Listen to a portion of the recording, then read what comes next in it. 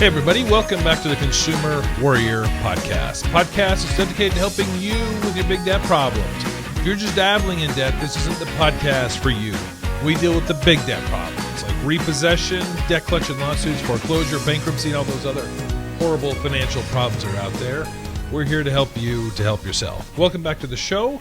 I'm your host, John Skiba. I am a consumer protection attorney in the state of Arizona.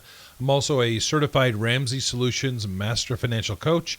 I help people to put together plans to get out of debt. And on today's episode of the podcast, I wanted to talk about one of the baby steps that we hear about with Dave Ramsey's approach to getting out of debt. And I want to talk about the very first one, which is putting together an emergency fund. Emergency funds are so vital to this overall financial peace and well-being that we're trying to get to. Just because we all know there's, that feeling of that there's not enough money and you're just worried and you know that something is going to happen, something's going to come up and it's going to cause total chaos to your life. And this happens for most people.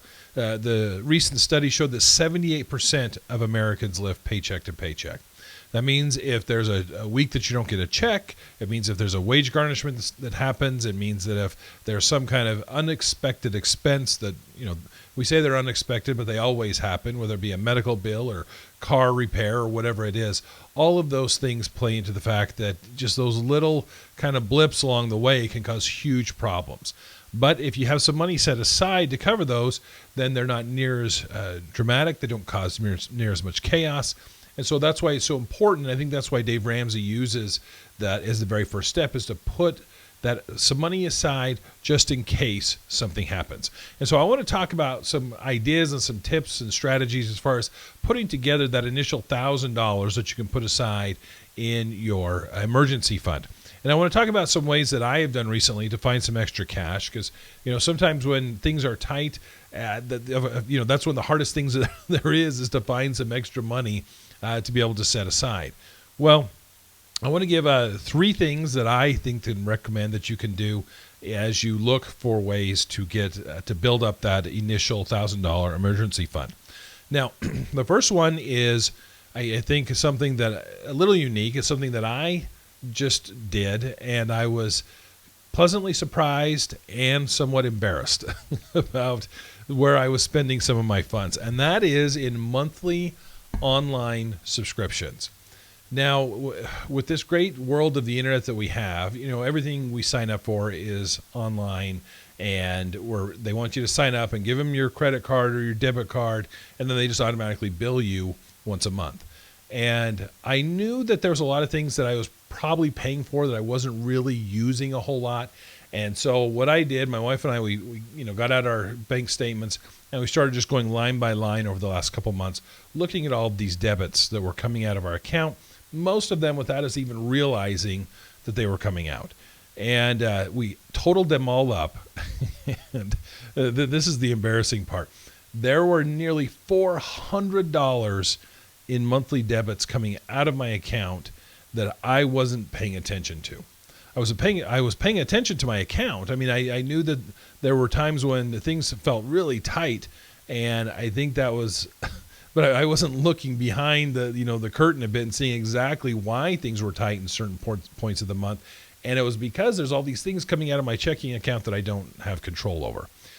There were things like, subscriptions, even for my business, whether it be something to deal with my email or with, a Word subscription that I had for Microsoft Word that I wasn't using anymore because I switched over to Google Docs or Adobe or, and it goes on and on. All the way up to things like Dollar Shave Club, things that I was paying on a monthly basis and we either weren't using or we weren't using as much as we were in the beginning.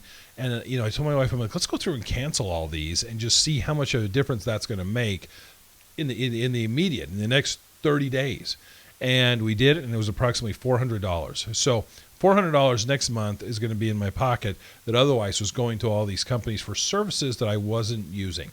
And then and sometimes, these services, they are beneficial, but we change or we go to a different route or we just stop using the service and we forget to go in and cancel it.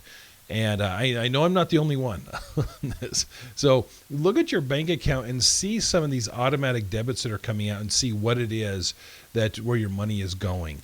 I think this is all a part about this budgeting, about this knowing where every dollar is going each month.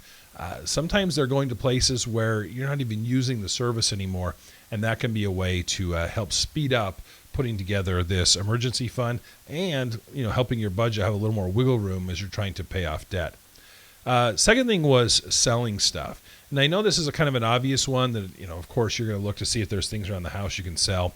This one really hit home to me because my family recently moved, and as we were boxing all this crap up, things that, we were loading boxes that we hadn't unloaded since last time we moved, 8 years ago. I told my wife, I'm like, it's crazy to me that we at one time bought all this stuff.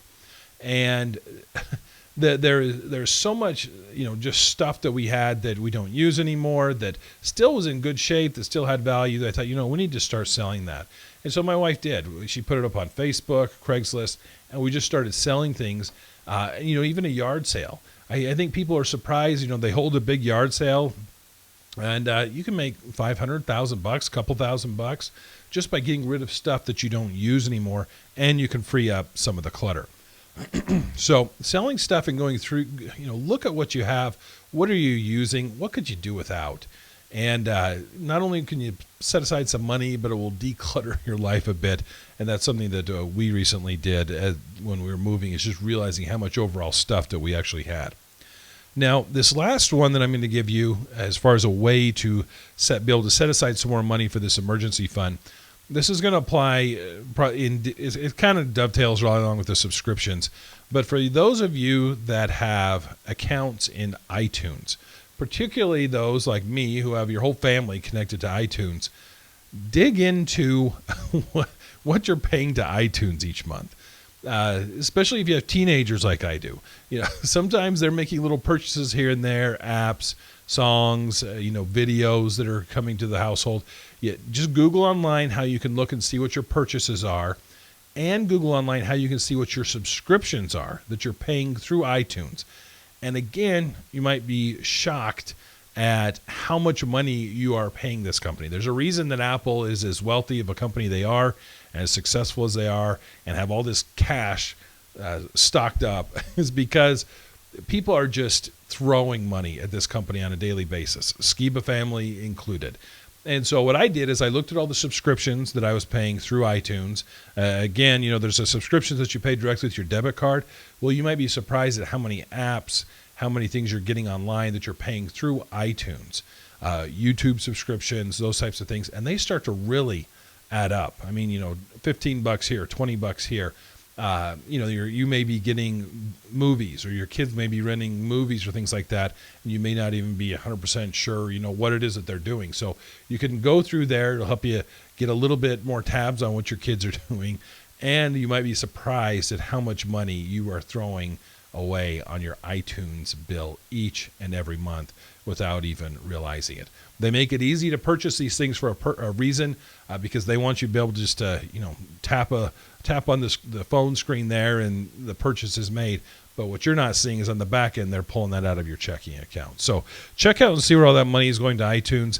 If you're like me, you might be, like I said, pleasantly surprised and somewhat embarrassed at the total amount of money that we're going to subscriptions, iTunes, and all that other stuff that could have been used to be investing, retirement, getting out of debt, all those types of things. So hopefully that's helpful.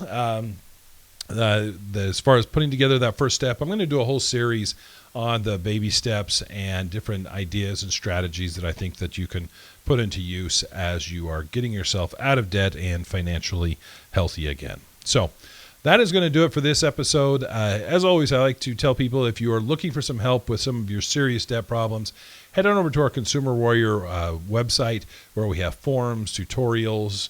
These are online step-by-step tutorials that can teach you how to do things like, as far as bankruptcy goes, responding to debt collection lawsuits, debt settlement, getting rid of old judgments. Go over there to legal.coach. That's www.legal.coach, and you can see that information there.